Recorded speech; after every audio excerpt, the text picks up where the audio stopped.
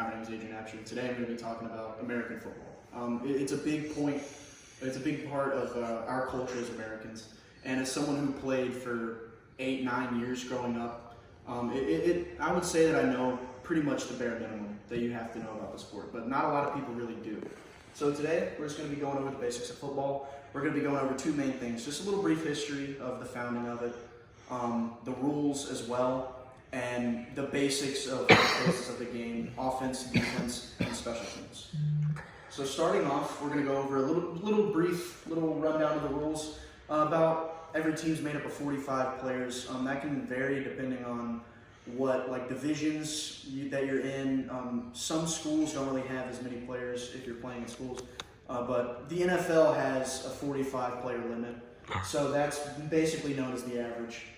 There's 11 players on each side of the ball, no more, no less. If you have no more or no less, that's a penalty.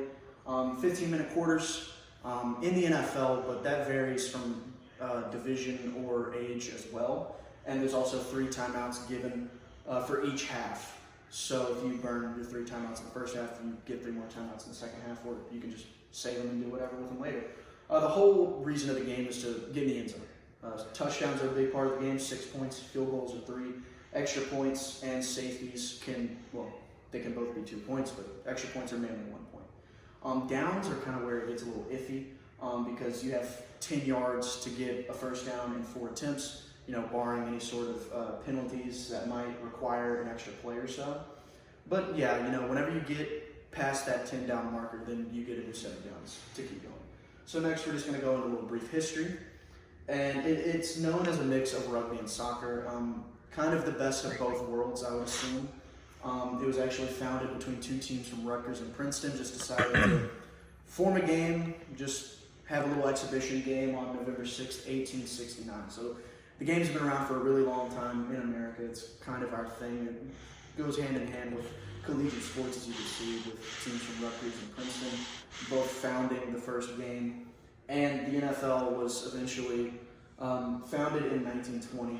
So the biggest league for the biggest sport in America has been around for about 100 years now. So it is a really important part of our society today. And so now we're just going to get into the basics of all 3 phases of the sport. So offense is pretty simple.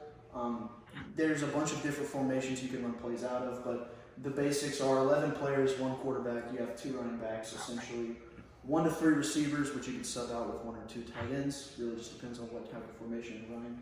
And at least 5 offensive linemen. Actually, no, you can't have more than 5 offensive linemen. That's my bad. So the whole goal of offense is to move down the field, get a first down. You kind of want to average 3 yards a play. That's just kind of the sweet spot. The reason that is because, 3, 6, 9 yards. So if you're getting 3 yards a play, you're going to get that first down regardless. And so obviously, if you're on the offense, you want to score a lot of touchdowns. It's the biggest point scoring play in the game. And obviously, if you can't do that, you want to get as close as you can to the opposition's end zone, so you can try to kick a field goal, which is just a free 3 points. The basics of the defense, 11 players as well. There's going to be 11 players on all sides, but it is an essential part to knowing how the defense works too. There's a bunch of different variations with a bunch of different schemes and blitzes and coverages. It's a mess.